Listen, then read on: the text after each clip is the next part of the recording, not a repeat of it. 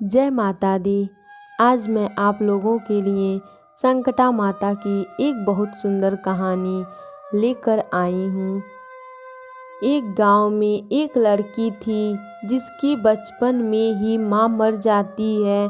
उसकी सौतेली माँ आती है और एक बहन और माँ मिलकर दोनों उस पर बहुत अत्याचार करते हैं।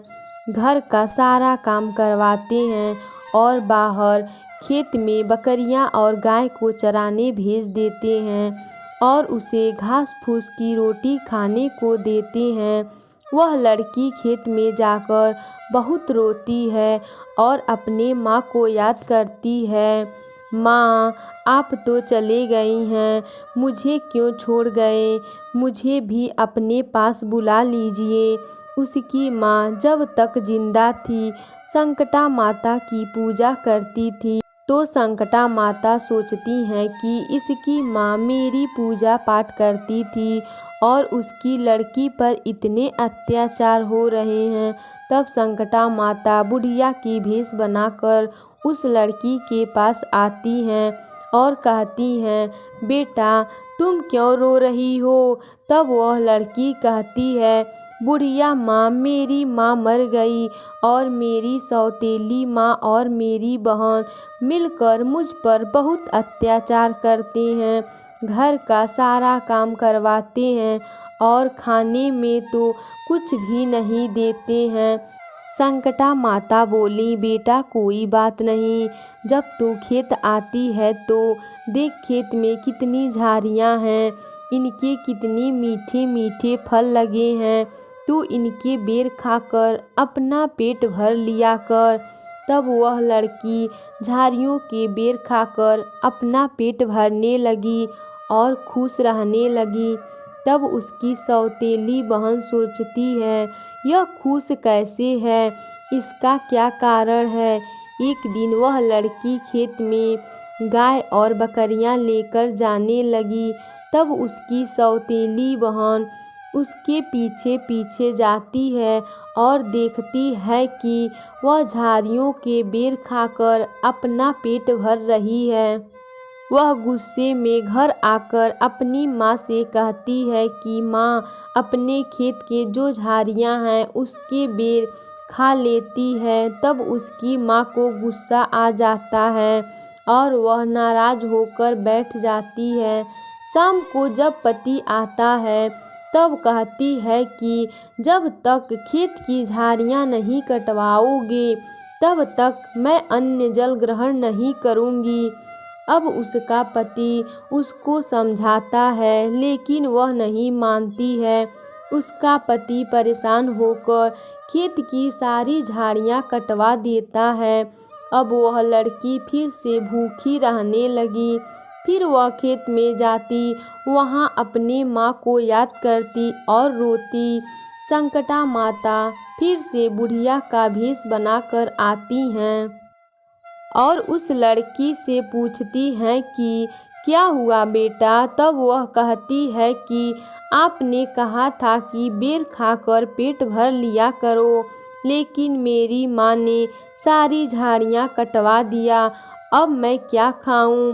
तब बुढ़िया माँ कहती हैं कि बेटा कोई बात नहीं, तेरे पास बकरियां हैं, गाय हैं, तू इनका दूध निकाल कर पीकर अपना पेट भर लिया करो। तब वह लड़की हर रोज गाय और बकरियों का दूध निकाल कर पीने लगी और फिर से खुश रहने लगी। फिर उसकी सौतेली बहन उसके पीछे पीछे जाती है। वह देखती है कि वह लड़की गाय और बकरियों का दूध निकाल कर पी ले रही है। फिर वह घर आकर अपनी माँ से सारा बात बताती है कि माँ, वह सारा दूध निकाल कर पी ले रही है। उसकी माँ गुस्सा होकर नाराज होकर बैठ जाती है और पति का इंतज़ार करती है। जब पति घर आता है तो कहती है, अपनी घर की सारी बकरियां और गाय बेच नहीं दोगे तब तक मैं अन्न जल ग्रहण नहीं करूंगी। उसका पति परेशान होकर गाय और बकरियां बेच देता है। फिर वहाँ जाकर लड़की रोती है और माँ को याद करती है। संकटा माता फिर बुढ़िया का रूप लेकर आती हैं और उस लड़की से कहती हैं कि बेटा तू चिंता मत कर, तू अपना घर छोड़ दे। तब वह लड़की कहती है कि बुढ़िया माँ, मैं कहाँ जाऊँगी, मेरा तो कोई सहारा नहीं है। तब बुढ़िया माँ कहती है कि गांव से बाहर एक संकटा माता का मंदिर है, तू वहां जाना और अपनी मन की बात संकटा माता को सुनाना, वह अवश्य ही तुम्हें रास्ता दिखाएंगी। तब वह लड़की रोते रोते संकटा माता के मंदिर में जाती है और अपनी सारी बात संकटा माता को सुनाकर आती है। घर आते आते रात हो जाता है। एक सेठ के दरवाजे पर ही सो जाती है। वह सेठ सेठानी बहुत पैसे वाले थे और उनका कोई औलाद नहीं था। वह सेठानी रोज संकटा माता की पूजा करती और संकटा माता से विनती करती कि हे संकटा माता, एक औलाद दे दो। जब वह सेठानी सुबह सुबह उठकर घर का दरवाज़ा खोलती हैं तो उस लड़की को सोती हुई देखती हैं। सेठानी दौड़ी दौड़ी सेठ जी को बुला कर लाती हैं।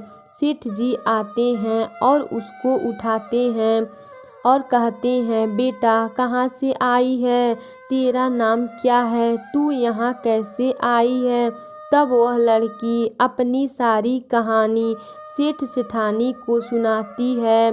तब सेठानी की ममता जाग जाती है। सेठानी सोचती है कि यह वही लड़की है जिसकी मुझे आज तक तलाश थी। सेठ सेठानी उस लड़की को गोद ले लेते हैं।